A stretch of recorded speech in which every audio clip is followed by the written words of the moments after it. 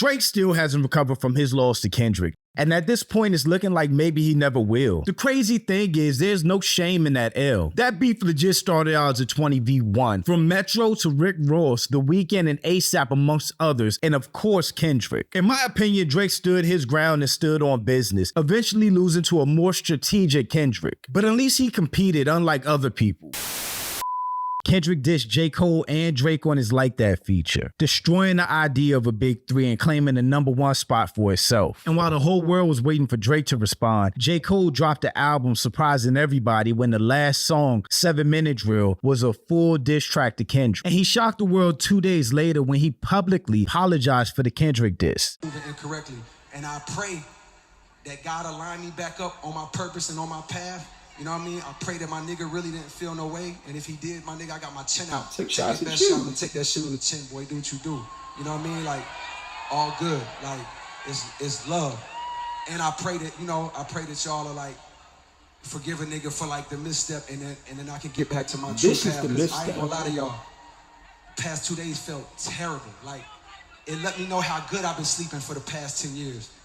So all of that to say, man, I want to now perform the song that's a reminder to me of getting back on the right path and getting in tune with God. And the name of the song is called Love Yours. I'm for y'all right now. Punches were thrown and shots were landed on both sides. And ultimately, Not Like Us came through like a tidal wave, exposing the flaws and inconsistencies in Drake's reputation, catalog, and becoming not only the biggest diss song in the battle, but an anthem that was everywhere throughout the summer. Not Like Us checkmated Drake and elevated Kendrick above any big three conversations ever again. But once the beef was over, no matter how it ended, I just assumed that it would be a moment in their careers and everyone would kind of go back to their corners and go back to normal. Drake and Kendrick are both too big of rappers and artists globally to have their career ended by a rap beef. They're just too big, too popular, too successful to fail at this point. So after the W for Kendrick, I just thought he would ride off victorious back to his meditation room and continue to give us a dope album every 3 to 5 years, just like he has been. Meanwhile, I thought Drake would go back to giving us another hit record for the summer to clear our palates and get back to dropping mid-albums with a couple hits on them that sell like crazy every year. But to my surprise, none of that happened. Not Like Us has continued to be in heavy rotation. Kendrick is gearing up to headline the Super Bowl and drop an album next year. Basically, Kendrick has been the most active in everywhere that he's ever been in his career. Meanwhile, it seems like Drake is suffering from PTSD. He's done everything except getting back to rapping, and making hits. He mysteriously released 100 gigs of content that no one really asked for or cared much about, which included 3 songs that didn't stick with features from Atlanta artists, which with Kendrick's colonizer call out on Not Like Us, you would think Drake would avoid leaning on Atlanta artists right now. He also passively aggressively unfollowed all his so-called friends in the industry that didn't support him in the battle, including his one-time bestie LeBron, who was having the time of his life and vibing out at Kendrick's pop-out. And to me at least, Drake's whole vibe lately has kind of been given identity crisis. As a fan of not only Kendrick and Drake, but of rap in general, I've just been watching all of this kind of confused. Between this picture going viral and Drake recently dropping a verse rapping in Spanish on a random Mexican dude song, we gotta talk about what the hell is going on with Drake. But I'm Jew, welcome to the channel. Please like and share the video. Don't forget to sub. Now, let's get into it. The Kendrick-Drake beef was historic because it was 2 of the biggest rappers in the world in their primes going directly at one another. The closest comparison we've seen of this was when Jay-Z and Nas went head-to-head when they were in their primes. Back in 2001, Hov was on top of the rap game. He had an incredible catalog with consistent,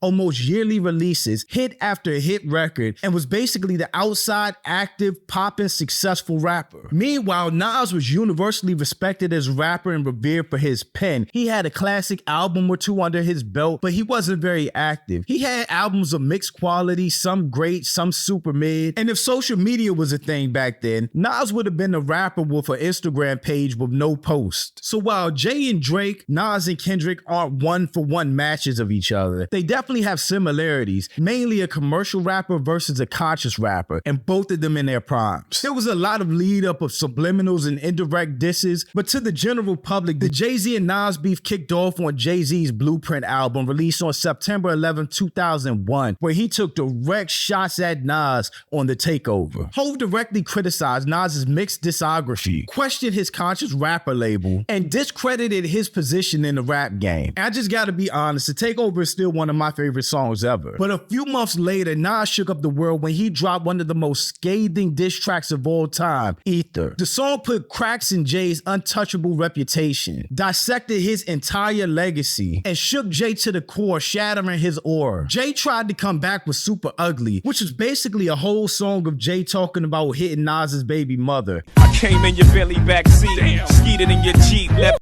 on your baby seat. To me and everyone else, it seemed rushed, unfocused, and it just couldn't match Ether. The world unanimously recognized Nas as the winner, calling into all the radio stations to say that he won the beef between the two. And Jay himself went up to the radio station with Angie Martinez to humbly admit defeat.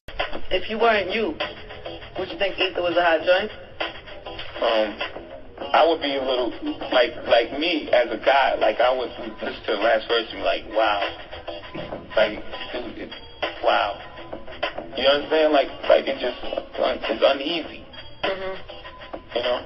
Okay. Like, I mean, even like with the, it's far, man.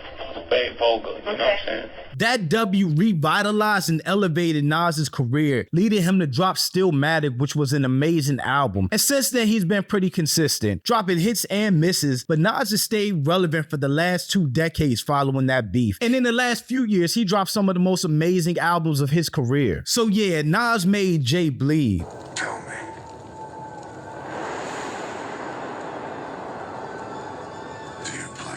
But Hov didn't take a break. He didn't crawl up into a hole and die. He didn't suddenly have an identity crisis. He didn't change his style, image, or even his content, not even a little, after all the Nas criticism. Jay took the loss in stride and kept doing what worked for him. He continued along the path that got him here. Hov released the Blueprint 2 a year later and continued to consistently drop hit records and dope albums until 444 in 2017, which was basically his undeclared retirement. In the aftermath of their beef and his loss, Jay reached even higher levels of recognition, respect, and success, in my opinion, becoming the GOAT. So when I see Drake taking a similar L to what Jay took and just going the complete opposite route, it's really confusing to me. And look, Drake is nowhere close to Jay in my book, but I would have expected him to respond to his L from Kendrick, similar to how Jay responded to his L from Nas. Dust yourself off, take a break from social media, get back to rapping like he did on If You're Reading This Is Too Late, drop a hit record, and get back to dominating the airwaves and the charts. Go back to making music and drop an album that really connects with fans. Again, Drake held his own in the 20v1, and when it came to his head-to-head with Kendrick, he lost. There's no shame in that. If this was boxing, Kendrick caught Drake with the uppercut from hell, dropped him, and even though Drake tried to get up, he didn't make the count. The fight was stopped and Kendrick won. But just like boxing, you can't let that L define your career. You have to get up, dust yourself off, get back in the gym, take another fight, and get another win under your belt. If you're a rapper, you have to get back in the lab, get back to doing what got you here, make hits, have songs for the ladies, drop a fire album and dominate the charts, basically lock in. But of course, up to this point, Drake has done none of those things. It seems like he's just dropping content that nobody cares for, it's not connecting with anybody, while trying to look as unbothered as possible on social media. But pictures like this and collabs like this just are not working for Drake. It seems like he's leaning into and re-emphasizing all the criticism that Kendrick launched at him, like Drake thinking he's a bad bitch, or calling him a colonizer for depending on Atlanta artists, or him just not being true to this culture and having an identity crisis. Drake's behavior and presence post-beef has him looking worse and Kendrick looking better. And I know Drake and Party are supposed to drop a collab album next year, and I'm sure to have some hits, maybe be a vibe, but as a diehard rap fan, I would have liked to see a more strategic move from Drake. Get back to rapping, drop a solid rapping album, kind of put yourself back in contention at least with Kendrick. There's no big three anymore because J. Cole completely tapped out. But if you want to be the best rapper, then rap. I would have liked to see a real strategic, rapping-ass, confident, stylish comeback from Drake, instead of him seemingly throwing everything at the wall to see which sticks, because none of it has. And also, one of the things I see everywhere is how Drake is the #1 streamed rapper in 2024 by a long shot. And that's cool, but all of those are old records, pre-beef. And it just seems like with Kendrick gearing up to drop what we have to assume is another classic album. Drake should also be trying to reestablish himself as that guy instead of all the goofy shit he's doing, and not just coast off old songs. But thanks for watching, y'all. Let me know what you think about all this. Is Drake gonna ever be able to make a full comeback, or is this just the guy that we have for now on? Also, make sure you check out the next video, and I'll catch you next time. Peace.